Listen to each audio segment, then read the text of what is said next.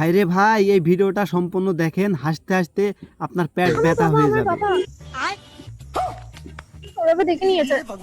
আরে বলবে যে র্যাপিডো আলাওটা। আরে আমার বাবা না ওরম রিলস প্রত্যেকদিন দেখে। ঠিক আছে, আজকে আমি এমন একটা জিনিস করবো না, তোমার বাবা নিজে বলবে যাও আমাকে মেয়েকে নিয়ে ঘোরো। যা ইচ্ছা করো, আমাকে দিও না। ঠিক আছে, দেখো তাহলে।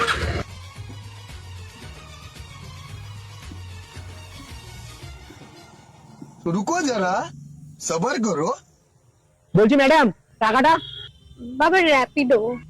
अब ये कौन है बे? ঠিক আছে, তুই ঘরে যা, আমি দিয়ে দিচ্ছি। चलो भाई देखो अब मैं क्या करता हूँ। স্যার, আপনার হলো 15,000 টাকা। কি